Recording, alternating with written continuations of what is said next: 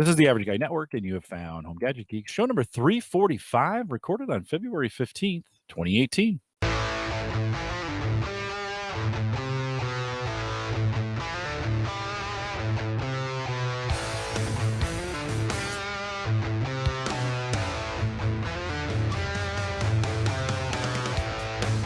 Here at Home Gadget Geeks, we cover all the favorite tech gadgets that find in your home. News, reviews, product updates, and conversation, all for the average tech guy. I'm your host, Jim Collison, broadcasting live from the Average Guy.TV studios here in a beautiful, and honestly, Mike, beautiful Bellevue, Nebraska. We have had some great run of weather. Doesn't like 40 feel like 60 or 70 degrees? Isn't it great? I'm like ready for my shorts, swimsuit, shirts off. I'm ready.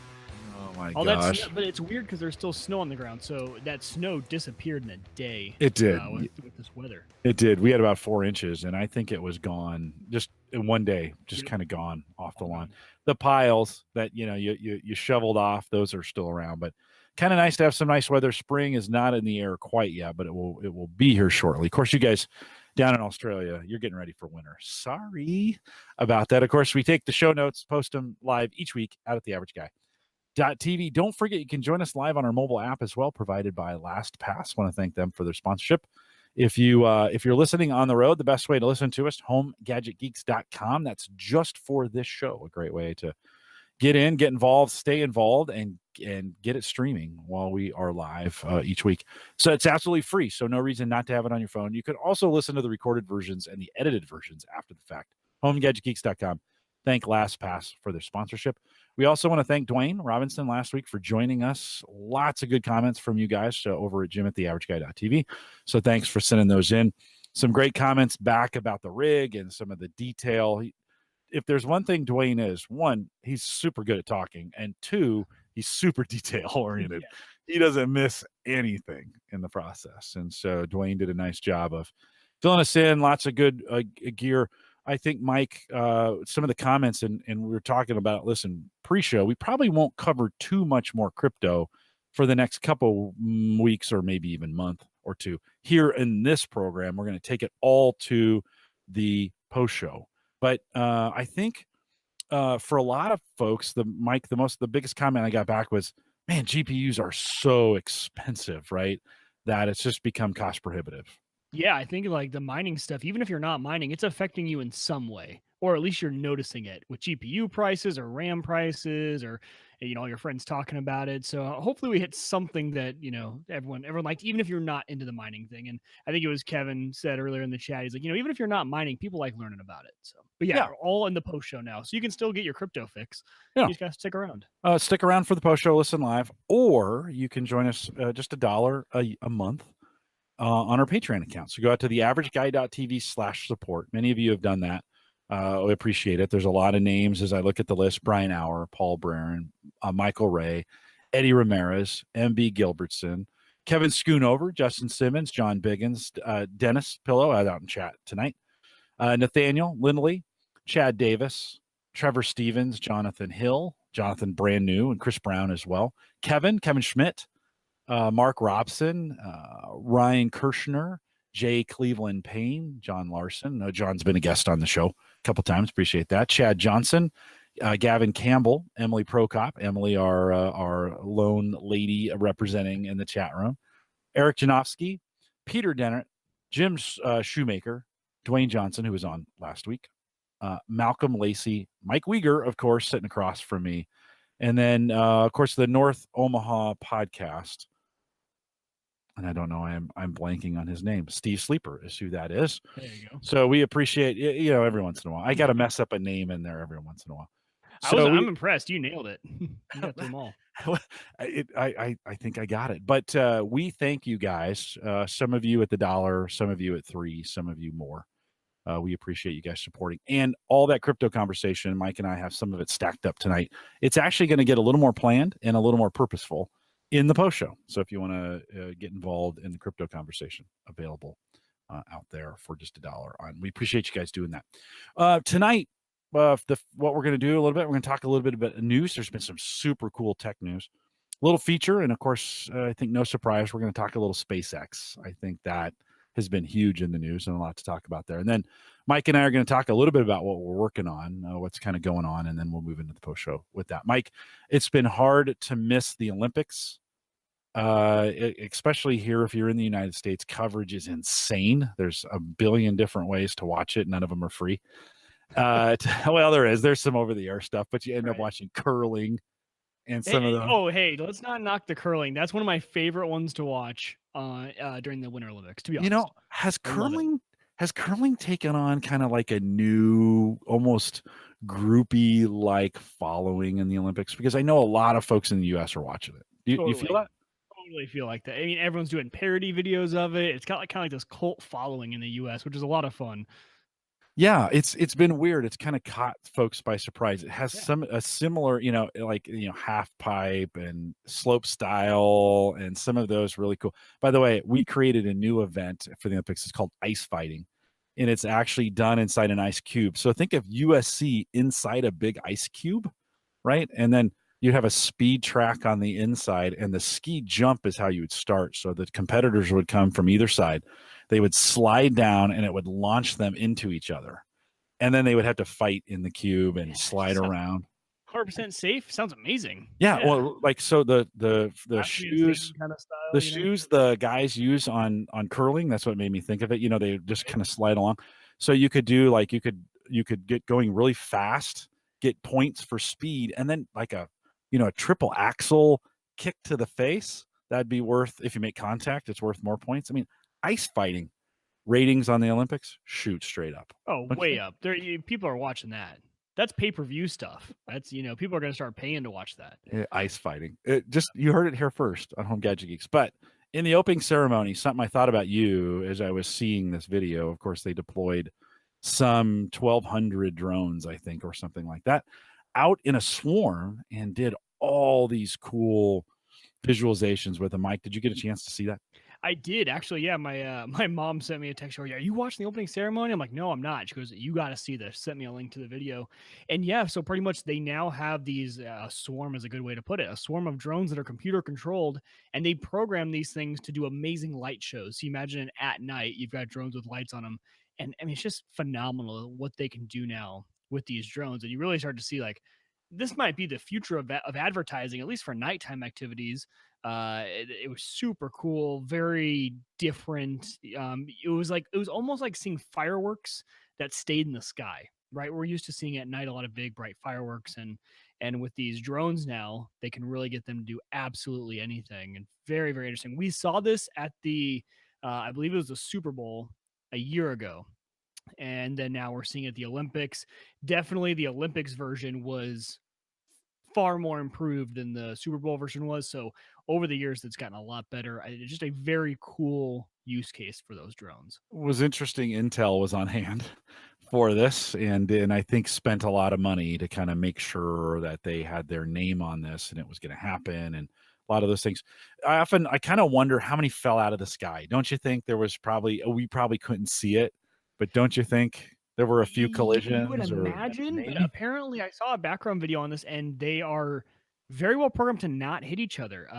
There's a video of you can go see how these things are programmed, and the guy says, "Okay, where do you want me to send these things?" They're okay, send them through this doorway down the hall, and he does it. He just hits one command, and they're programmed to avoid each other, so you don't have to give a direction to each one. It's more like this group programming. But yeah, you're right. There's definitely one that's like trailing out of the sky. It's like it looks like a shooting star falling. Maybe down. Like a battery. You think a piece of hardware fails. Oh, true. Besides programming, there's a lot of things that can go wrong with these things. And that's the interesting part for me is the battery life. What can they be? Because they can't be that big. Those things are not large drones. Those are tiny drones. No, they're small, just a light, but a light that can change colors. They could do different things with it. They could get different patterns with it. We saw early 4 or 5 years ago. I was at University of Nebraska at Omaha, our university, and they were already trying to do swarming patterns with in drones 4 or 5 years ago. Were in the space they're in today. Not as popular, expensive as all get out, but they were really starting to study swarms and the way swarms worked. And I even believe there's some element of fluid dynamics that work with swarms. In other words, they look and have some of the same characteristics as liquid. because that gives it that fluid motion that they're doing. And so they studied fluid dynamics to get to kind of the understanding of how these drones should relate to one another rather than kind of a jerky, kind of herky-jerky pattern. So it's kind of interesting. Kind of like when you see those swarms of birds that you'll get a bit like during migration season, and then when they move, you're right, it kind of looks more like liquid than it does individual objects. Yeah. When you think about other applications for this, so really cool, Super Bowl, Olympics, those kind of sporting events. Right. But when you think of other practical applications, Mike, how can we take, because all this stuff, we're going to talk about SpaceX a little bit later, and we think about all the things we've gotten out of the space program. Mm-hmm. When you think about drones and swarming and some of those things, can you think of any business applications or any average guy applications where swarming would be beneficial? How could I take advantage of swarming, or what kind of benefit might it have just to the public, do you think? What I think it's going to improve is things that we've already seen with drones. They're just going to get better. So we think of monitoring. So let's say Sprint, Verizon, they're going out and they need to inspect their towers. Well, a swarm of tiny drones with cameras on them can build a model probably a lot faster than getting one drone up and doing it. So if you had a swarm, you could get up there and you could get very detailed, very close, and you could build a 3D model and really inspect these things much faster, number one, and much more accurately, number two. So I think you're just going to start to see it as a better way to do some of the things we're already doing. I'm sure there's gonna be a lot of really cool advances too, but if you think about it in those terms, much faster and much more accurate models is what I think is going to be a huge business model. The more fun one I thought too was, okay, this is during the night because they have lights on them. So what do you do during the day? You can program these things. I think you should put a mirror on them and you could get out and reflect the sun, and you could do the same sort of thing just with mirrors instead of lights. Do some fun stuff with the sun there. Yeah. Think No, of camouflage, right? If they've all got mirrors on them, these things swarm around an object and put a mirror on, and also that object is just gone. true. Like out in the desert, Yeah. how they do that. Yeah. It'll be interesting to see. I think there's probably some military applications. Oh yeah, I wasn't gonna go down that path, but I'm sure there are plenty of those. Yeah. So I'm sure it's actually already happening. This probably came from the military to begin with, and then it's like, oh, hey, we could put lights on them and make them look cool. Right. Do cowboys? I think one of them was a snowboarder, right? That they did, and then they did kind of a flying animal. So I wonder what that sounded like too. To have that many, to have 1,000+ drones in the air, all at the same time. Could you imagine what that would sound like as that comes swooping down on you? Just think, you're in hot pursuit, and instead of sending the helicopter, they send a swarm. Right. And can you imagine, no foot traffic, you can't really get away from them. They're going to probably overcome you, and they can get around, right? They can get around things. Half of them could go fly. If you go into an area, half of them could keep flying while the other half. I mean, there's just a lot. I think there's just a lot of applications for them. So wouldn't you love to have control of even say 20 drones? Wouldn't that be cool? Oh yeah. The application for even just, I would take 3 or 4. I just think what you could do with that would be a lot of fun. You're right though. 20, getting a control of a lot of those would be a lot of fun. Yeah. You start to see too, you see so DJI just came out with the Mavic Air. So it's an adaptation of their Mavic drone, which is the drone that when we had our drone show, we mentioned was one of our favorite drones. We thought the Mavic was one of the best options out there when Dave was on. And now they have the DJI Mavic Air. They've got so much technology and they crammed it into this tiny form factor. These things are getting so smart. It used to be when you had a small drone like that, you were limited, right? You had to take out things. Either you were limited by battery or by the smarts, the sensors, and they are just getting smaller and smaller and cramming all of the sensors that you used to only be able to have in one of the big form factor drones into these tiny things. So that alone is going to make these swarms even more useful, right? Because if we can put all those sensors into all these drones, it's a big deal. Yeah, lots of good ideas in the chat room. Kevin says swarm of drones with thermal imaging to search for missing people. That would be awesome. That's true. Yeah. Send them out that way. Sweeping over mountains. If someone, because the mountains, a lot of times people are falling and getting lost and hurt. Yeah, that'd be great. We're going to use drones. Dennis says we're going to use drones for alignment of point-to-point wireless systems on towers. Oh, there you go. Also, drones could provide wireless connectivity where in areas that don't have it for short periods of time. So you could deploy a blanket or a swarm of drones to go out and provide that linear point-to-point connectivity. I think that's kind of what Dennis is talking about. So that could be cool, right? Nathaniel says he's got 2 iPhones rocking tonight to keep the chat in one and the YouTube stream on the other. That's not a swarm of drones, but that's a swarm of iPhones. There you go. That he's got going on. Listen, that is the way, by the way, that's the best way to have the chat on one device and have the video on the other if you're doing this. I might have I was going to tell you, Jim, and I'll just mention it got brought up. I think I have a solution for that for going forwards. We'll talk later, but maybe being able to get that and that all on one device, that would actually work pretty well. Okay. We'll come back to it. Kevin also says a swarm of drones to act as a decoy for guided missiles. That could be, think you could kick out. So instead of kicking out flares, you kick out drones. Yeah. And they would swarm together and create that pattern for you in what other way? You can create any shape. You could trick. This has a lot of applications. If you think of tricking any sort of radar or sonar, I mean, you can form any shape you want with these. Mm-hmm. Interesting. Yeah. If you could get heat on them, like as in you could control the heat levels on each, you could really disguise these things as anything in the air. And all is good until they go, till they get a consciousness, and then they don't want to die for you. Once they get AI, we're not.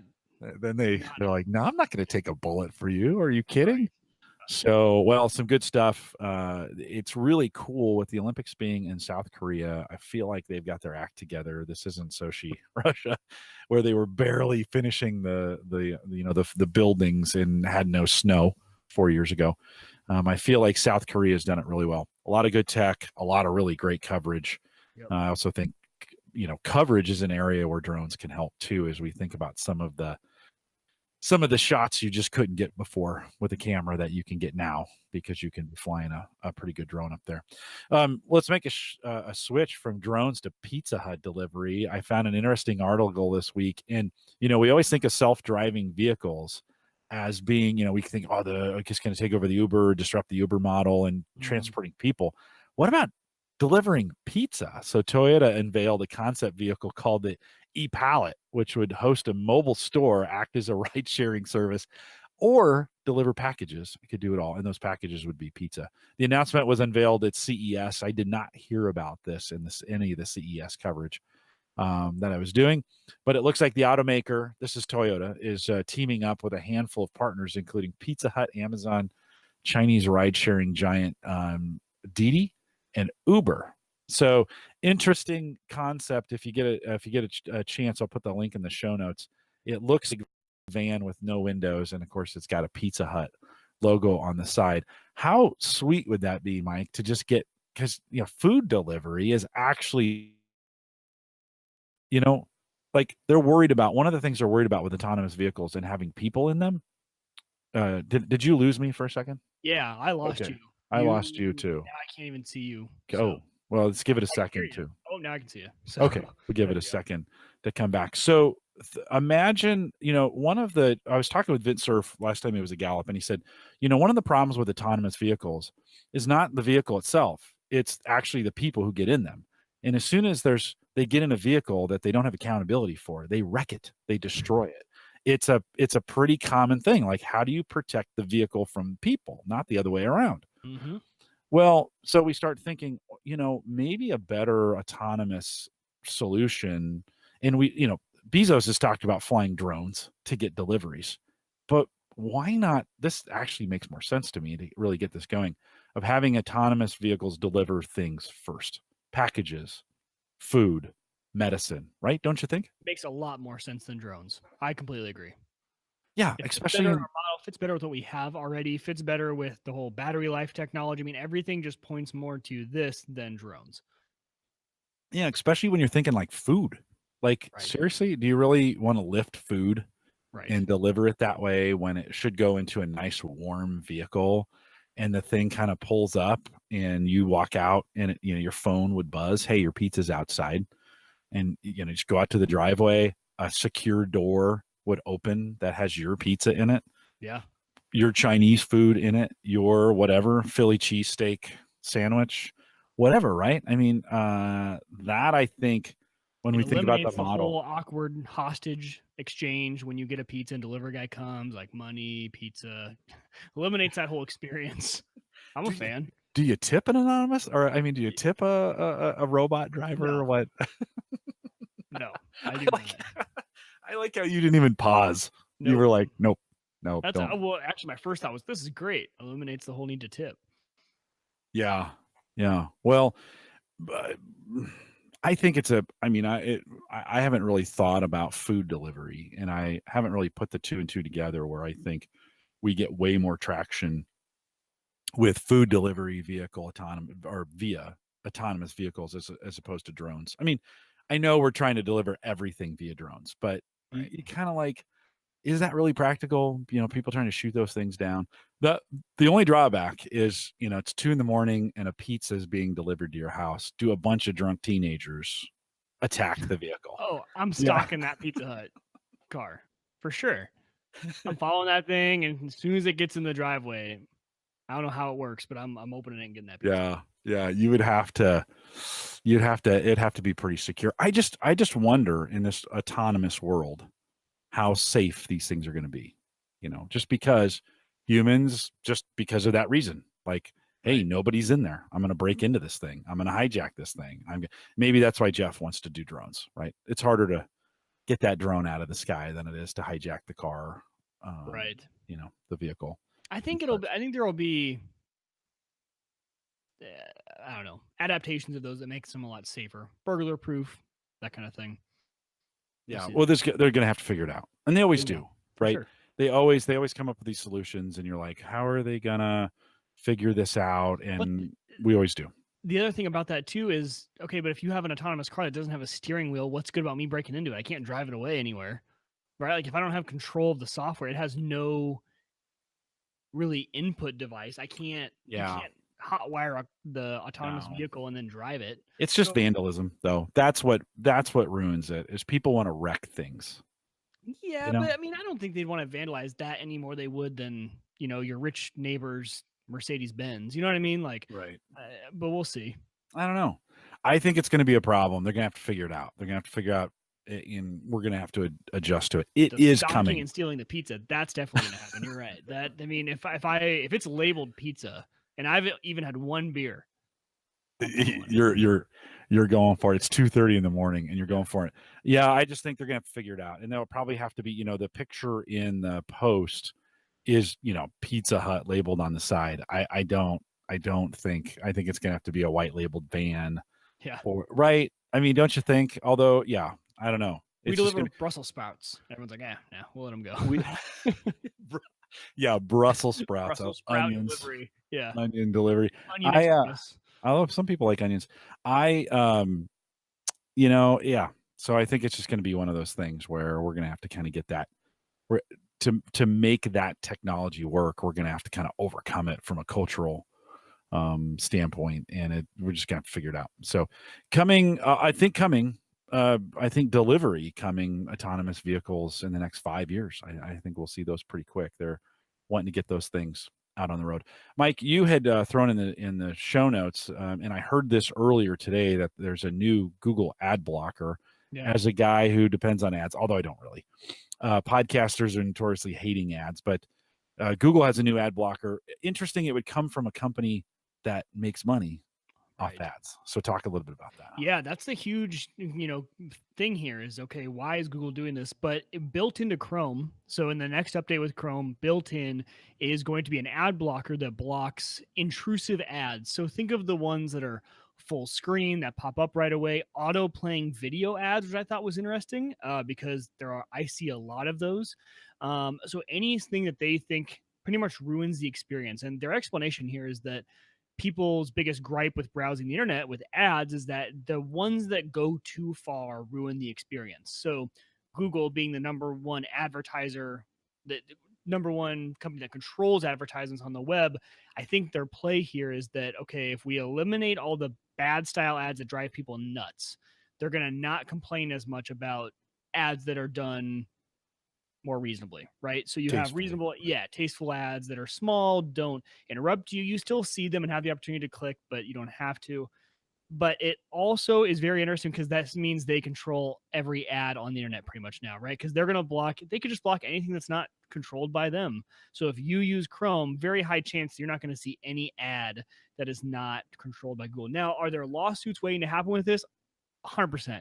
100%. Like, I don't think they would get away with that. I don't think Alphabet is that stupid, but they may be. Well, we'll see where this goes. You know, this is one of those times where some big announcement happens and we all just like, oh my gosh, like they're gonna do this, they're gonna do that, and it's yet to be seen. We'll see how many ads they do block. But the interesting part, Jim, is I think a lot of the ads that you would even run as a podcaster probably go through Google. So you're probably fine. You know, a lot of the banner ads, a lot of anything like that you would put on your website, a lot of it goes through Google. Even if you're doing it through a third party like Spreaker or any of those, most of them funnel back through Google. Yeah, it does seem a little self-serving. I'm not going to lie.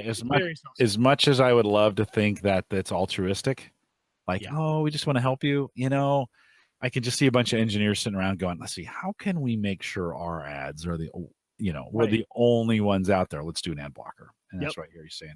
Hey, we have this browser that more than half the internet uses as their daily driver. That seems like a pretty good opportunity. And that seems to be the trend in the news, especially with the new Facebook. Facebook was in the news.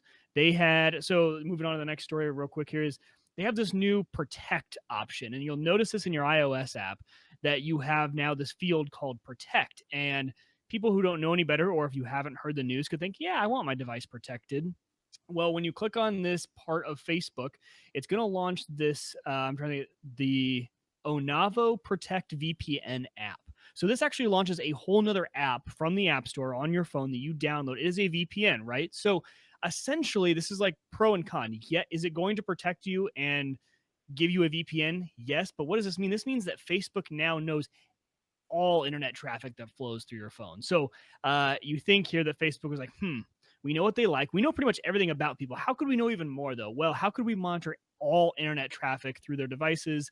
And now through this Protect feature and a VPN app, Onavo is owned by Facebook. So this is not a third-party VPN that they have partnered with. Facebook owns them. So you know that they can see your traffic. So a very, again, self-serving move here by one of the big players in the industry. Yeah, it's the company store selling the items that you need for work for just the price that you got paid, right? I mean, it is a little bit like that, and that to me that's a little worrying. You know, you're kind of like, and again, we're not going to do that. The listeners of this program are not going to do that. They're like, no, but public, you know, again, hey, we'll take care of you, and that no lie. So the other night, last night, 2 nights ago, Sarah comes down. We were talking about our anniversary, which is coming up, and I said, where do you want to eat? And, you know, let's go do it really nice. And so we were talking about some of the local places here, Sullivan's, or, you know, some of the expensive places here in town it'll be our 29th. And an hour later, I'm checking my phone, I'm checking Facebook, and Sullivan's shows up as one of the very second, like, there is no doubt they're already listening. Every second of the day, right? No doubt. No doubt. I completely agree. I don't know how it's happening, but I've had the same thing where we have talked about something, and they've done studies on this. There was actually an individual who he was like 25 years old, and he said, okay, what is something that I guarantee I have never searched before and that I've never talked about before? And he's like, okay, he's not a kids guy, and he's never talked about kids. His friends don't have kids. So he thought, okay, a crib. So throughout the day, he said the word crib, baby crib, crib, crib. He's never searched that on his phone. And sure enough, in Facebook, an advertisement shows up for a baby crib. It's known. I mean, this is happening. And it's a little bit worrisome, to be honest. Yeah. So I've thought about deleting the app because I don't know. I don't like it. Yeah, it's definitely spying on us. So VPN brought to you by the app that's already listening to you all the time. Right. We couldn't capture enough by what you were saying all the time. Now we need, and you got to think, like, this is the thing about a VPN. Everyone who listens to the show knows this, but all your traffic is going through there, no matter what app you're using. So this is no longer all Facebook traffic. This is everything, all of your messages, every website you visit, all your traffic from other apps, everything's going through here. So I think it's a very interesting move. I think they're going to get a lot of backlash on this. They already are. I think once the general public picks up on it, though, it's going to be even worse. Well, and okay, so Mike, how bad the backlash that Apple has had because they admitted they've been purposely slowing down the phones. How much do you think? So, like when things come out like that, you would think that would be really damaging, don't you think? And how Well, damaging? that was an interesting situation though, because I completely agreed it was something they should have done. Now, should they have been more open about it? Maybe. I don't really like that. It doesn't bother me. But that saved people from having very bad experiences on the phone. Like, yeah, it throttled it, but their phone lasted way longer in the long term than it would have before. Like those batteries could not support the processor doing these really intensive tasks, so they slowed that processor down, let the battery. So I don't know. That was a very interesting situation. Yeah. I think a little bit different. I don't know if you disagree with me there, No, but no, no. I I thought it was know. something I'm that sure helped. it's a little bit different, but Yeah. I think the public perception is they were purposely slowing them down on purpose so you'd buy a new phone. Yeah. And now it's validated, right? Yep. And so I think it was one of those, whether it was right or wrong or the right thing for them to do from a business standpoint or from a customer standpoint, to like you said, I'm not sure the communication was done in a way to make people believe that. There's always been that myth out there, like, oh yeah, Apple does this on purpose, so you'll buy the new iPhone, right? And Right. it's Right. kind of true, Oh right? I yeah. mean, we want you to upgrade. I think it was I honestly think it was not the intended consequence, but then like a week into it, they're like, oh guys, do you realize everyone's buying new phones instead of just getting a new battery? And we're like, no, really? Like, yeah, we should not tell anyone about this. Okay, that sounds good. Like, I'm sure No, the intention in the beginning was good, and then all of a sudden that was just a great consequence for them. And they're like, let's keep our mouth shut as long as possible. And it worked. But they're talking in the chat. I don't think there's any connection yet between Alexa and Facebook. I'm sure Amazon's collecting information too. I have no doubt anything that has a microphone is listening. I don't think they're all communicating yet. I It is think it was curious though being how sarcastic Facebook in the is. chat, like, "Oh, hey, Amazon's listening and Facebook is delivering ads." There's a Oh, gotcha. I shocker. thought you said That's there's what no that was. connection. Yeah, Gotcha. yeah. Yeah, just are we worried though that Facebook has found a way to do that on devices like the iPhone and it I don't know. works? We think of I guess Apple, you it could. used to be the lockdown iOS, the pretty secure iOS that, hey, if I don't have this app going, it makes you wonder about the different permissions that you have in the background. You know, if this app's not in the foreground, what can it do? Kind Yeah, of interesting. if I shut off the microphone access to the Facebook app in Yep. privacy, will that? Now Will that I work? can't do what I did tonight, right? I made a Facebook Live, and actually, oh, this is interesting. So tonight I was doing a Facebook Live. So if you haven't joined the Facebook group, facebook.com/the average guy. And I was listening to a tip Mike Murphy and Ross Brand had given about announcing the show via a Facebook Live. So I go to make a Facebook Live and it says, hey, your microphone's turned off. I didn't even think twice. I just went in, turned it back on, made the Facebook Live. Well, I remember now turning that off on purpose For this reason? for this very reason. I'm like, well, screw you, Facebook. I'm going to shut off the microphone permission and the camera so you can't spy on me, right? I wonder if that actually works or if that privacy, if I shut the microphone off for the Facebook app, will it stop them from listening to me? I'm not, listen, I don't get worried about that kind of stuff. I'm just talking about it because it came up in the story. Oh, totally. Yeah. And it's something for me. I was just going to mention that. How much do we actually care? Because you know what's kind of weird? It's freaking effective. Like I talk about it, I see it. I have clicked. I'm like, dang it. Like, yeah, they knew that I needed one and now it's right here. I'm sitting here. What else am I going to do? Like it's effective and it makes them so much more money on click through. Like the average rate of those clicks, because they are so relevant. We should care, right, for other applications. But for advertisements, I'm not worried about it. If it's a more relevant, if I have to look at an ad anyway, and it's going to be for something that I might be interested in, okay, fine. Like better than that being something completely irrelevant that I don't care about. But we should care because this is going to be used in a lot of different ways besides just advertisements. Well, advertising has always been manipulative. Yep. Right. From the very beginning, just its nature. It didn't need IoT to make it manipulative, right? Actually, if I think about this, if I was looking for Sullivan's Steakhouse if I was talking about it, chances are I'm going to go to my phone and search for it. Wouldn't I want some help? I mean, it would have been really nice if I was going to make a reservation just to go there and grab it. And yes, there's, should that happen? I don't know, but it did, and it actually could be helpful to me. I'm not saying it's right. It's just interesting. Like that could be helpful to me to have that up. It's a good thing I can't buy beer on the internet because I would have ads for beer. As much as I've talked about beer lately, That is beer after interesting. beer, Yeah, that those don't show up. beer after beer. I have a gal at work who's trying to talk me into a wine club where they send you 6 bottles of wine for $60 a month, and or 3, maybe it's 3. Anyways, you got to be careful what, and I think for those of us who are very sensitive to that, and I think it's okay if you're that way, just know, like, you're going to have to probably be a little overprotective of making sure all those security things are off, or have really crappy apps like you have on a Windows phone. That would be fine, because none of those actually. And look at this. Like, we tell people to be secure. Okay, not our audience, right? But our audience takes this information. They go tell their friends, hey, be secure, be careful, and stuff like that. So their friend sees Facebook, oh, they've got a protect feature now, so that I'm going to be more secure. And they just sent more of their information out to Facebook. Yeah. That's what I don't like. That's the manipulative part of Facebook, that don't label it as protect.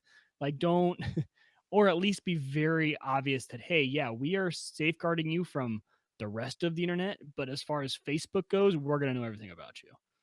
Tony said he picked up a Little Caesars pizza last Friday night.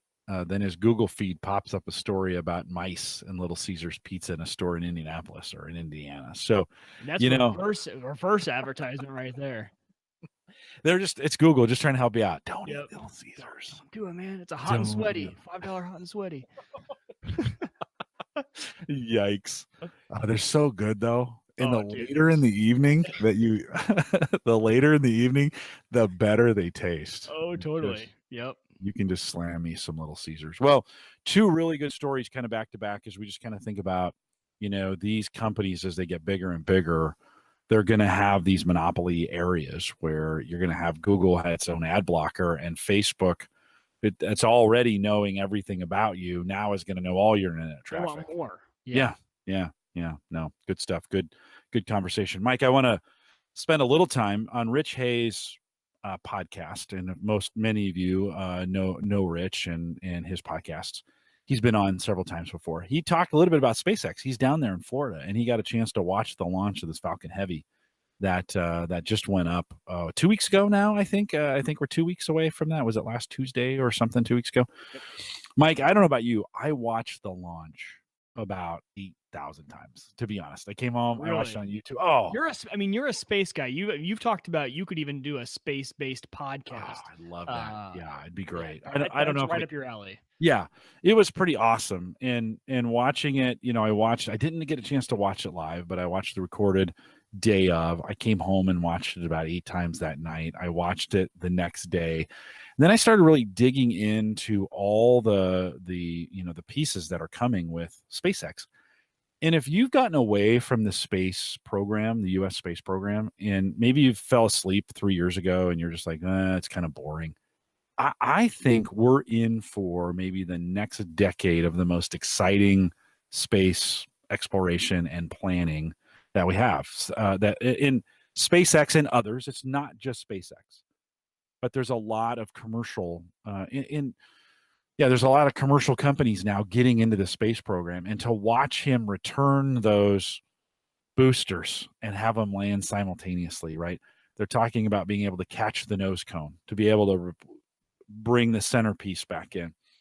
Then there was an article that came out off The Verge talking about it's not, we're not just in for a couple launches over the next couple decades. We're in for thousands. And right now, SpaceX has planned for 12,000.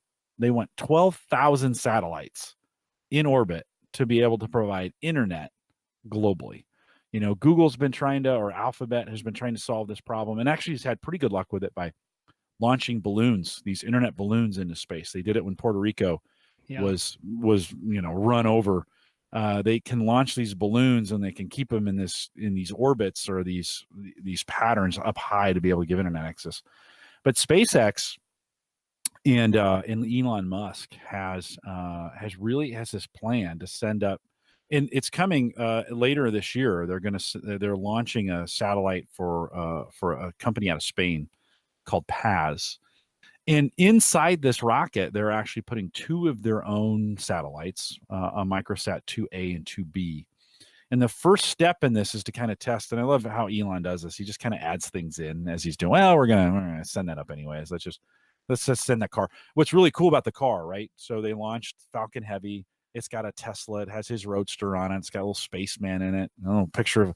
It's got a little Hot Wheels car. I haven't heard of this, so this is the first time I'm hearing about. Really? This. Yeah. Like the car being the payload. Yeah. So he put his own Roadster in there, put a spaceman in a spacesuit, and then in the car is a Hot Wheels version of that car with a little man inside of it glued to the hood. And he's sending it out to space. And people are like, what a waste. Well, what he's actually doing is he's sending it out to Mars in an orbit that goes around Mars and the sun, because it's the orbit we're going to need if we're ever going to go to Mars. It's the orbit we're going to need to be able to supply Mars. So while he could have just launched concrete into space, I heard him say that. He was like, that's not very interesting. Like, we were testing the capabilities of the Falcon Heavy. We could have just filled it with concrete and set it out there. But why would you do that? Let's do something interesting. So not only did he launch a Tesla into space, he launched it in a pattern that they can now kind of monitor and test this orbit between the Earth, Mars, and the Sun. But these satellites are going to go up, and eventually they're thinking there'll be about 12,000 of them that are up to provide internet access. And to me, Mike, it's just amazing. Now, I am a little worried about the amount of space junk we have up there, because, like, think about this. There's a lot of stuff already up in orbit, right? But this, adds more. But being able to get Wi-Fi or being able to get internet to everybody globally, this could be the answer. I think this stuff's pretty cool. Did you, obviously you didn't watch very much of it since you didn't know. I mean, that was big news. It was big news, yeah. And surprisingly, I haven't even seen the launch. It's really bad. I have not watched it. I saw a lot of news on it. For some reason, me as a kid growing up, I never got bit by the spaceman bug. ET scared the crap out of me because I watched it too young, and all those space guys walking around scared me. And I never had an interest in space, so I don't know what it is. I appreciate it, but I've never had a real big interest in it. So yeah, no, it didn't catch my attention as like, oh, I gotta watch that. Well, SpaceX expects the system, so they're going to call it Starlink. Thank God they didn't call it whatever the Terminator, the name of the Terminator system was. Right. Skynet. It was Skynet. Skynet, yeah. They're going to call it Starlink. Is projected to be a big moneymaker, right? So the financial projections on this show the company expects to have more than 40 million subscribers to the service by 2025. That's just 7 years from now. Soon. I mean, Yeah. So, and they're projecting about 30 billion in revenue starting that year, 2025, for this. So have they talked about what kind of technology, like what does this involve for the average user? Let's say you or me wants to get part of Skylink, satellite on top of our house, kind of like a DirecTV kind of thing. Yeah. So it says, of course, there's a lot of complexity in the system that SpaceX needs to figure this out first. The company needs to be able to simultaneously coordinate thousands of satellites in a non-geostationary orbit at all times, meaning they won't stay in a fixed position. That's geostationary, right, above the planet. And then there's the technology needed to receive the internet on Earth. The satellites will constantly be moving over different patches of land. So the receiving antennas will need to be able to rapidly figure out which satellite is the best one to communicate with at any given time. It would make sense to do it geostationary, right? So you put them up. That's what we would think. They're going to do, in this case, it's non-geostationary that's out there. So this is not intended for you and me. This is intended really for the areas that don't have internet connectivity. Well, I think initially that's the thought, right? Well, and it makes a lot of sense to focus on those markets and then work your way. But then, I mean, eventually you think of, watch out, Cox and Verizon and all of our internet providers. Yeah, well, you think about it, there's huge areas of rural communities here in the United States that don't have really good service, and so Hannah's family, it's slower than molasses. Yeah. And her brother tries to play Xbox on it, and we can't even. It's so laggy. It's terrible. Yeah. So in a place like that, this type of connection would be great. Have they talked about speeds, even theoretical? What kind of speeds they're thinking about? Well, it says the article says above all, SpaceX needs to access a part of the radio spectrum, the range of airwave frequencies that will be used to send internet down from space. SpaceX has filed numerous applications with the FTC, which is responsible for dictating how commercial satellite companies use the airwaves. And on Wednesday, FCC chairman made a statement showing enthusiasm for the project. So it looks like those pieces are going well. It doesn't say. Then imagine you need to work with the FCC equivalent of every single country in the world. That's where this gets complicated. I mean, this could be a lot of these countries yes. probably don't have some of them you're trying to target might not have something as structured as the FCC. Right. But wow, yeah, that's gonna get interesting.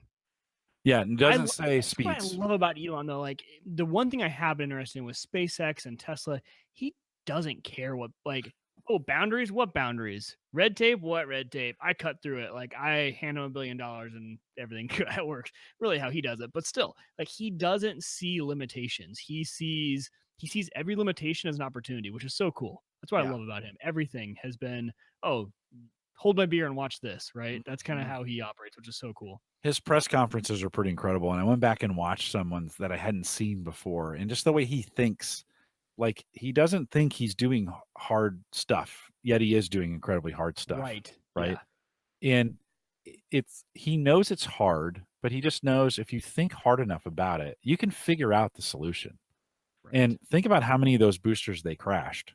In one of the press conferences, he said, we crashed the first 3 that we tried to land. And if I had crashed a 4th, we probably wouldn't be having this conversation. Like, really? You got that feeling like, hey, I'm going to get cut off. Like, no, I think I can do this. But if I crash one more time, I think people are going to say, I don't know. Elon, maybe bringing boosters back isn't a great idea.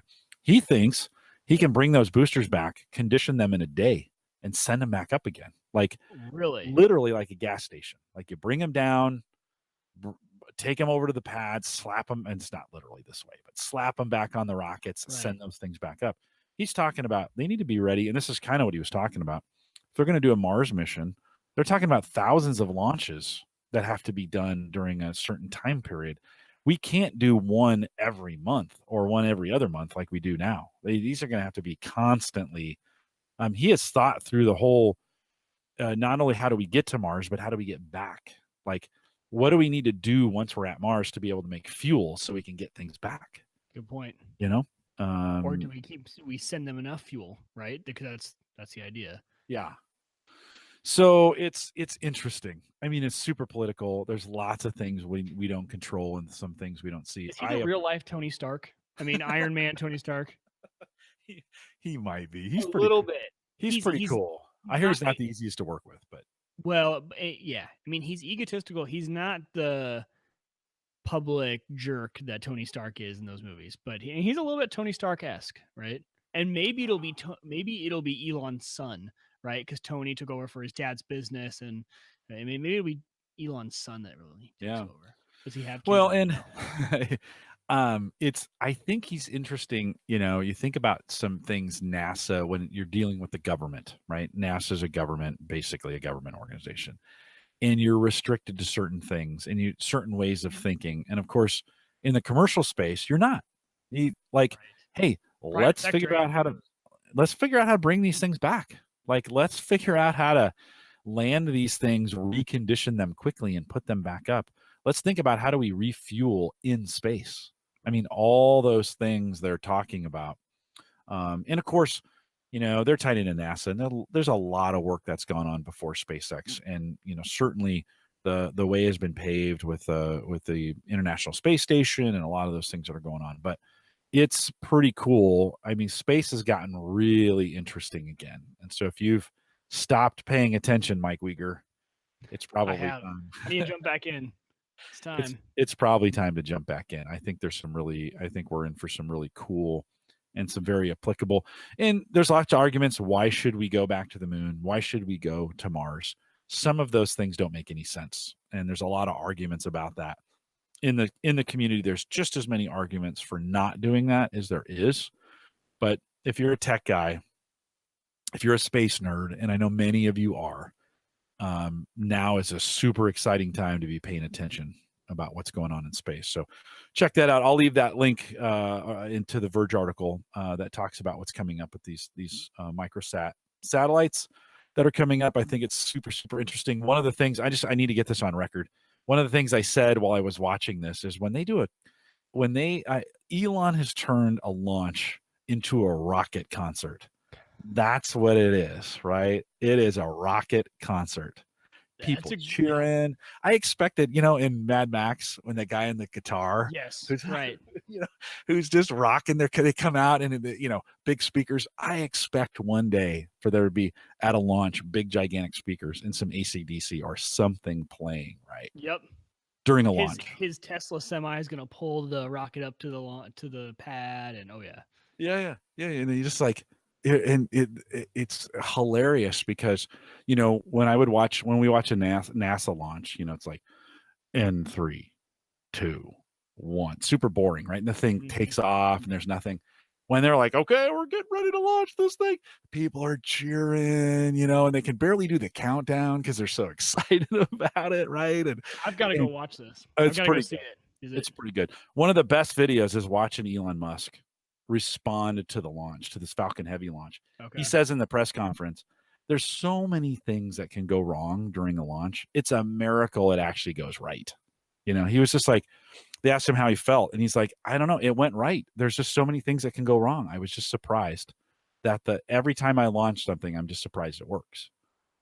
And there's a video of him watching it from the control center, and then he goes running outside to watch it. And it's like a kid, who launched a model rocket and who is just super excited about it. Big smile on his face, great amounts of satisfaction. It was pretty incredible. That's great. Incredible. So all those videos are out there, and it is pretty amazing. If you haven't caught up to it, catch up and then pay attention. 2018, 19, and 20 are going to be some pretty amazing years for space. And we're not afraid if we crash something. We're not afraid to just do it again. Where in the old days, when NASA would crash something, it would take 16 years to launch something again. There was just so much bureaucracy. It'll be next week now, right? They'll be like, okay, we learned, let's fix it. Boom, it goes back up again, as opposed to in NASA's. Now, to be fair, we're not launching people. SpaceX has not launched people yet. And that's a whole nother ball game when you start launching people into space. So some great stuff. And if you're not paying attention to what's going on in space, you absolutely should. Mike, I want to spend the remainder of our time talking about what we are working on, tech stuff that on the bench, non-crypto related, although mine will have a little crypto to it, but I promise it won't be crypto related. Anything you've been working on from a tech standpoint that over maybe the last couple of weeks that you've been excited about?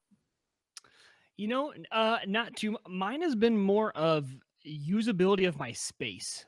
So Jim, you recently came out to my house and you saw my basement. And so I've got kind of a desk where I sit and I do a lot of work here. And so I just needed this space to be more functional.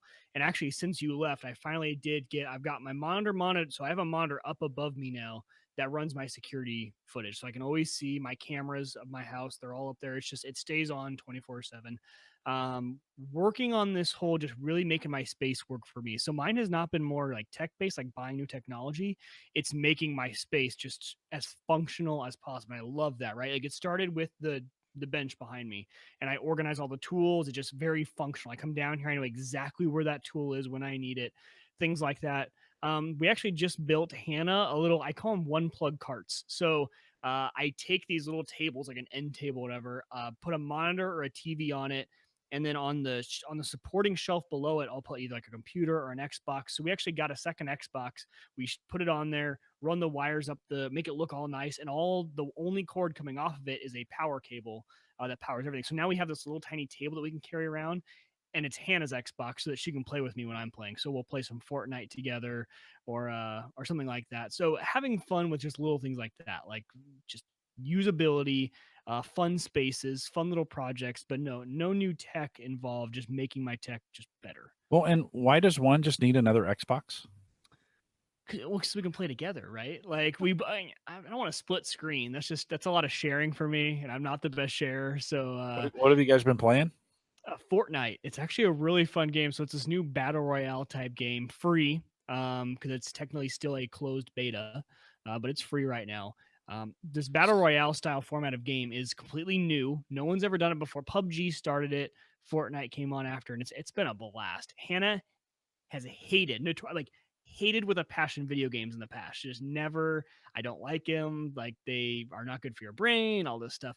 And so finally I said, hey, if I got you an Xbox, would you play this game for me? She goes, it does look kind of interesting. And her sister-in-law sometimes will get on the headset and Hannah feels like she's left out because we're all talking and Hannah can't hear. She's just sitting on the couch next to me. So we got her into it. It's been a lot of fun. And when you have two kids under the age of 17 months, when they go to bed, you can't be loud. So we both have our headsets that play the game sound. So there's no external sound. The TVs are all muted. And, it's just something fun to do after the kids go to bed.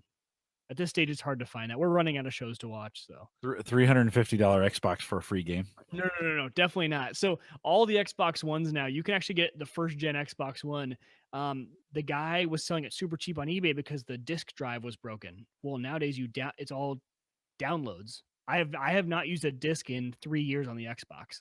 So we just got that super cheap Gen 1 Xbox One off eBay. And okay, how much? Perfect. What 90. Oh, nice. So under $100. Yeah, under $100. Yeah. Because we didn't need the disk drive. If you need, well, yeah, and you can even get one of the new Slims for probably 160, 170 if you don't mind it being used. Not a bad option just to get in and see if you even like the system. Yeah, I've been listening to the guys over at DMZ, and it has made me want to get an Xbox. And then I'm like, yeah, like I need with all the crypto work I've been doing, like I need another thing to distract me on the weekends when I should be doing my taxes or I should be doing my chores, or I'm looking at your nice setup there and I'm like, my garage doesn't quite look that good. I should probably fix that. I mean, the Xbox now is our entire media center upstairs. So when you can run Plex and all the apps on it, and now Plex Live TV works on the Xbox One, you could replace your media computer in the living room with the Xbox, and they sell really nice Xbox remotes, so you don't have to use a controller. You can actually use a remote. Hannah is all in on using the Xbox. She thinks, I think it's one of the easiest systems. It's got the IR blaster in it, so if I turn on the Xbox, it turns on the TV. It can turn the volume up and down the TV. So you need one remote for your entire living room, and it does everything. Which, as soon as Plex added live TV for the Xbox, that was when that became a fully functional media center for us. Nice. And that was very recent that Plex updated. Yeah, no, if you haven't looked at Plex in a while, it's probably time to come back. They continue to just rock it. Huge. I still am running Plex off of a PC here. But I bought the NVIDIA Shield back during Christmas time. I picked up one of those Shields. That has recently gone through an update. So if you have purchased a Shield and you haven't looked at it in a while, and for ours, we're still not using it as much as I wish we would. Sarah really likes Media Center, and I'm kind of hesitant to move her off of something that's still working. True. I've done that in the past, and then she's like, "Why did you?" So you're still running Media Center, huh? You still have an antenna hooked up to that box? I do. Well, no, we have network antennas here, so I have HD home runs. Oh, so Plex can use it, and your Media Center can use it. Yeah, they can use them together. Nice. So we've got them sharing, and then I've had the NVIDIA Shield up and running as kind of just in the background, kind of thinking at some point in time I'm going to lose guide data. And once that happens, Media Center's done. I'm going to have to take it down and get done. I also tried making that NVIDIA Shield its own server, its own Plex server, and didn't have a lot of good luck with that. So I kind of thought, well, I'm still going to use a PC for my Plex box, but I am going to use that NVIDIA Shield, which makes a great, endpoint. Oh, receiver. Totally. That is your Xbox, right? Like those things are great. It's super good for that. Got all the apps, probably has Netflix, Hulu, anything you would want. Everything you'd expect. It's an Android box, so everything you'd expect. And so I've got that set up, and actually I've got it recording some things for me, which I never watch, and I should watch more TV. But that NVIDIA Shield just went through a major update, and so I ran through the update. If you haven't done that, you might want to go just check your box before the next time you're going to watch something Game of Thrones, and it takes a while. It probably took me a good 20 minutes for that thing to work through its update. You can delay it if you want to, but it is out there and waiting for you if you haven't checked your NVIDIA Shield in a while. Eventually, like I said, Media Center will stop working for us, and then I can just make the cut over, and it's all ready to go. It's all set. It actually works really, really well with Plex. And so it's just been even fast forwarding has gotten better on Plex than it used to be. It used to, you'd even natively recorded stuff. You'd go to fast forward and it wouldn't go very fast. You need push and wait, push and wait, push and wait. And now it's almost Media Center speed. It's almost done. That Media Center kind of makes a noise when you fast forward. Yep. Almost Media Center speed. So if you're doing that, I also, Mike, have been, for the burst stuff, this is where I said I wouldn't talk crypto, but we're going to talk a little crypto in it. I bought these 10 8 terabyte Seagate external USB 3 drives. We've talked about this before. In fact, you can see the orange boxes right here. 150 on Amazon. You can get them for 140 on Newegg. Sometimes if they're running a deal. Couple things I've learned in that about hardware, though. Listen, almost no one has taken 10 USB drives and plugged them into their computer. Like that. I guarantee you're one of the first in this community to do that. Guaranteed. Nobody is doing that. Like, hey, let's go spend $1,500 and let's plug them all in at the same time. Like, I'm the only crazy one willing to do this. I showed in a couple shows back, I showed the hub. We'll put the link in the show notes for that hub as well. I have a 10 port hub, and I actually now have 12 drives. So I had a friend want to get in on this. By the way, I guess I'll say this. If you're interested in doing burst with us, I have everything set up to be able to have you participate if you just send me a drive. So if you find a deal on an 8 terabyte drive, you want to send it to me, I'll plot it for you and let you participate, and I'll send you winnings that we make in burst. I've got a whole spreadsheet. I can figure all this out anyway. So if you're interested in doing that, let me know. Jim@theaverageguy.tv. We can talk about it. You just need to send me the drive if that's what you want to do. It's an easy way to get into crypto. You're not going to make very much, but it's an easy way to get into crypto if you want to do that. I mentioned that in another show. Nobody took me up. I'll mention it one more time. So I still have 8 ports open, but what I found, I've got this, my main rig, which is a Core i7 on a really nice motherboard, will not take that many USB drives. Now, I looked it up. The USB standard, it can handle 127 devices plugged into one controller, right? That's the theoretical max on USB, 127 devices. Practically speaking, there's some things that have to go right to actually get 127. But I was running at the meetup. I bought Schoonover's board. It's an AMD board. It's an ITX board. It's got a little Celeron, not a Celeron. It's got a little AMD processor in it. It's actually a really nice processor, 4 cores. It's pretty good. 16 gig of RAM that's in there. That thing runs it like a champ. So I've got 2 of the 10 port USB devices plugged into that. Plus, I have a 4-port extender. So I've got one of those 4-port docks made by Mediasonic. Yeah. So 3 devices, but there's 4 hard drives in there. There's 10, 12 USB devices plugged into the system, plus keyboard and some other things. The AMD box handles it just fine.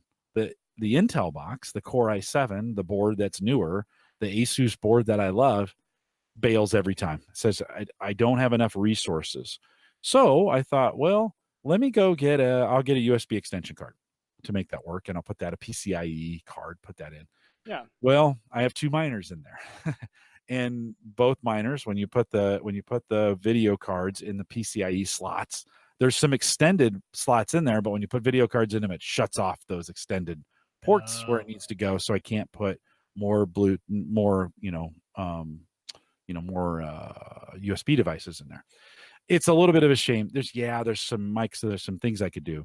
It has really pushed me to the brink of really understanding how that motherboard is put together and what ports do what and how they work and what will USB work. So it's been a little bit of a learning curve. Again, nobody else on the planet is trying to jam in this many hard drives into a board, but certainly not all boards are created equal. So it was just one of those things for me. I did some documentation, some searching. I couldn't find anybody trying to do, of course, what I'm doing. But even though those are powered USB hubs, would not work on the Core i7 box. So it was a little disappointing. It's made me think maybe I'll just try and buy a cheap i7 PC that only becomes my miner. It's actually made me think after last week's show, maybe I'll just build a rig, and the rig will do both my cards and my burst box, like do it together. Right. You know, I wonder. It's just interesting to me how. Okay, so they're both USB 3 ports on the actual board, right? yeah. It's not like one's 2 and one's 3. And So then the Intel it's how board, many lanes it's got going to that motherboard, yeah, or and going to the CPU. it's got 6 on that board. It has six USB 3 ports available to it on the board. Now, I don't know how many lanes, but it's got 4 on the back and 2 plugs available for the front connectors. Have you Right? tried, instead of using the hub, plug one into each of those, fill those up first, and then do a hub? Yeah, I've tried every You tried conceivable. filling those up, Yeah. and okay. Yeah. No, Interesting. it just bails. I get more than 7. It worked great up till 7. The 8th one ran out of resources. And Okay. so again, I Interesting. got some work to do. I really bought this i7 to be my podcasting rig. And now I've made it a miner, and now I'm trying to turn it into to a burst box. I am, like I said, after last week's show, I'm kind of tempted to build it all into its own separate rig that has the 4 cards and all the mining, and Right. make sure it works with the USB cards and all those other pieces. The other thing I've thought is pulling those drives out of those cases and getting some RAID cards and running them on a faster bus. Right. That's expensive, and although probably not at probably the same price as buying another PC or building a rig to get it done, to be honest. Once I pull them out of the cases, I probably can't sell them that way, and my hedge on this has been, well, if burst doesn't work, I can always sell the drives back, right? So I've got a little bit of a dilemma there. By the way, there might be a fire sale someday from the average guy on 8 terabyte drives. So if you need one, and who needs more than one? You get a drive. Everyone gets a drive. Maybe we'll give them away at the meetup. There you go. Yeah, that'll be the prize. There's a 8 terabyte drive taped under your seat. It's been interesting, Mike, to be honest with you, to set up this configuration and get all this stuff working. It's actually working great right now. I'm staring at it right now, and I actually hit three bursts. The last 3 blocks I've hit. Now, when I say I've hit, I haven't won, but I've at least had a 24-hour deadline hit, which helps in the pool. Totally. And so there's some other pieces there. But all that being said, I went totally low speed on the rack. So I was at your house. I was drooling over your rack. Mike's got this really nice. Whoa, Jim. That's a little personal. That's a little bit too far. Yikes. I thought our relationship was there by now. It probably is, to be honest. Well, I was drooling over your rack, and I was admiring your computer equipment. So so Mike's got a really nice, he went out and bought I'm not going to be able to say this now, am I? No, go for it. I'll try not to laugh. So I was at your place, saw it. I was like, this is like what you would see in a computer room, right? Yeah, exactly. That kind of, really nice. Tony says TMI. Yeah, sorry guys. Yeah. So I was thinking, how do I get my hands on one of those? And then on the way home, I think it was the same day, I went by Home Depot, and for $50, they just had kind of a shelving unit that you snap together, put some wood boards on top. I was like, you know what? I can just get this for $50 and I'm done. Yeah. So pretty standard, pretty industrial looking, just metal, tap them down, wood, press board shelves, nothing fancy. But it looks super functional. You sent me a picture of it. Yeah. Yeah, that's the best part about this stuff. Who cares how it looks? It's functionality. Yeah. Other Jim is reminding me, back in the day, I did have a home server as well. That was kind of an octopus. We've been talking about this where I had all these drives hanging off my home server back in the day. Oh, And I really? would be the guy who would do, 12 drives, all USB, kind of driven off there. So yes, that was me. I kind of like that. I don't know. I like the simplicity of USB. But yeah, Mike, you're right. The setup of this way, which is horizontal, was easier than vertical Oh, for it those works a ton drives, better for drives. right? And so I got a big long drive, a little certain narrow section, and they're all stacked. One of the things I was watching a video, if you're ever doing this and you're stacking up these drives, don't. They need air Yeah, between them. They get right. warm, I think we right? saw the same YouTube video then. Yeah, this guy had them where they were touching, and it kind of melts that middle area. Yeah, they get warm, They and do. they won't get if they have just enough space. I've put kind of a hand space in between them, so I just put my hand in there to make sure it was separated. They'll stay nice and cool. You put them together, and that generates enough heat between the two to get those center sections really, Yep. really Because warm. they're all So passive cooling. There's no fan in these things, in these little right. cases. So they've got to be able to get that heat out.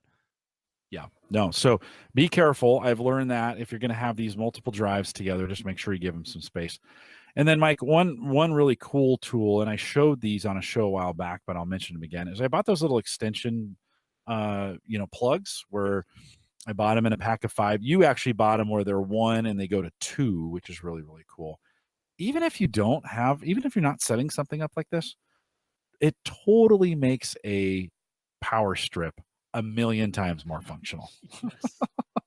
Like they should just sell these with the power strips. Like these should come together every time now because yes, who has a bunch of just straight plugs that they're plugging these things? It's always a brick. It's always some sort of power adapter in and weird shaped, yeah, like because some no one can sideways. get together and talk about how we want these things to be shaped. They all do their own fancy configuration. Like, oh, look how I can take up 3 outlets with my one brick. Well, I can take up the whole strip.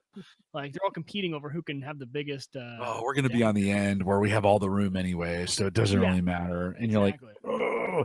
Yep. So buying those, and they weren't expensive. I think I bought a Oh, pack of cheap. 6 for $10, Yep. something like Yep. that. Or maybe That's what even I I did too. got 10 or 12. You had I needed one extra, and you had an extra one that you'd Yep. gotten this bonus. We talked about that. Super helpful. I actually put them underneath this rack that I bought. So I took, because I could customize the shelf level, I put the shelf up about this far also so I could get the vacuum cleaner underneath it, because that was like one of those, it's dusty down here. Mhm. And put them up so now the power strips are underneath it, and those things come up, and then I was able to use zip ties to bring them all together into clumps and then strap those to it's so much better. I So am clean not, looking. oh my gosh. Yep. It's amazing. I don't know about you, but I'm a guy, when it looks that neat, I just feel better. Yeah. Yeah. I, I I am all about the aesthetic of how it looks. When I got done, I just stared at it. I was like, oh, that looks so good. So much better. And now my son John, he could make it perfect, but it's not perfect, but it's so much better for me. So it was really fun to put all that together. It's a little disappointing at the end here. Like now what? It just runs. I have 2 more plotting and a third just finished up. And in a couple days, they're all going to be on, and it's just going to run. And I'm just going to stare at the box and like, okay, what? I have to resist the urge not to monkey with it. Like, Yeah. it's done. It's working. Working. Yes, working is the key point. Don't screw with it. So I got some work to do. And I think that's okay. So that comes back to this whole thing about why you and I got so into mining. And I think what it comes back to was it's been a long time since we probably got really comfortable with the things we were really good at with tech, and we could help our entire family out. It had been a while since we found something that you could. Number one, documentation was slim. This is something that you couldn't just Google and find a million answers to your question, right? There might have been some post somewhere that referenced it, but mining, burst, all of these sort of things have been so new. It's been so fun and like stimulating to think about. And there's always problems. And I think people like you and me, and probably a lot of the listeners to the show, we can sit down and look up at the clock, and it's been 5 hours that we've been working through one tiny little problem. It's like 3 in the morning, but we love it. Like we hate it. It's driving us nuts. We run into this problem, but we love it. That's been the overall fun thing about this is like, and now you're right. We get to this point where it's all set up. I'm like, oh man, Like we've been on this euphoric high for the past months trying to get our mining set up, and now it's like coming down off a huge. The body is craving dopamine. You're like, oh, I need another high. That dopamine of figuring out one of these tiny little problems, and they were bountiful during figuring out mining. There were tons of problems to figure out. Well, we're going to cover more of that because there's some great stuff going on in crypto. We're going to cover that in the post show, and I don't want to give too much of it away because we want to leave some of it for the post. Alex asked me, Newegg had the Seagate 8 terabyte drives on sale for $139 again last week. Did I pick up any? I did not. No, I haven't yet. I've been kind of waiting to see the goal. Well, yeah, I'll say this and then we'll go into the post show. I've been kind of waiting to see how Burst does. So I didn't want to, before I invested bigger in it, I wanted to say, is it viable? So we're testing it, we're checking it, real world conditions. Is it paying like it should? Is the price going to come back? Some of those kinds of things. So we'll go into that a little bit more in the post show. And just a reminder, you can get that post show just $1 a month on Patreon. We appreciate it. Head to theaverageguy.tv/support and join the team that's doing that. $1 gets you in. And we appreciate it. Don't forget, you can contact the show, give me feedback. Neil always sends me great feedback. You can as well. Many of you do as well. So I always appreciate that feedback, good or bad. Send it to me, Jim at theaverageguy.tv. That's really the best way to funnel all that feedback in. You can find me on Twitter at Collison or join the Facebook group. That's at facebook.com/groups/theaverageguy. I'd love to get some new folks in there. It's been the same group of us, and there's some great conversation in there, and Facebook's a great way to do it. If you're open to that, head over to that. You'll ask for permission to jump in, and then I will let you in. And just be kind to one another in there. Don't forget the AverageGuy.tv platform, both web and media hosting, powered by Maple Grove Partners. Of course, that's Christian. Get secure, reliable, high-speed hosting from people that you know and you trust. Plans start as little as $10 a month for some pretty rocking plans. Head over to maplegrovepartners.com, and you can get that information over there as well. Don't forget, we thank LastPass for their sponsorship of the show and for them providing the app. Head over to homegadgetgeeks.com and get that downloaded free and easy. Shirts are still out there. If you haven't bought one, we're going to add. I just need to get with Addy. We're going to add some long sleeves, and then if I do get a meetup pulled together this fall, we will do a meetup shirt that you can get on there available as well. Head out to theaverageguy.tv/shirt. You can still purchase those. I am committed. I've said this a million times, but it's going to stick, Mike. It's going to stick. The newsletter, I'm going to get it out. Okay. So coming back, huh? I'm gonna try. It's gonna be super simple, but John is like, dude, get the newsletter going. So newsletter, averageguy.tv/newsletter. You can sign up for it if you want. I will work my best to it'll be quick and simple and not very much writing, but it will talk about what's coming up in the future. We are live every Thursday, 8 p.m. Central, 9 Eastern, here at theaverageguy.tv/live. If you're listening live, stay around for some post show. With that, we'll say goodnight, everybody.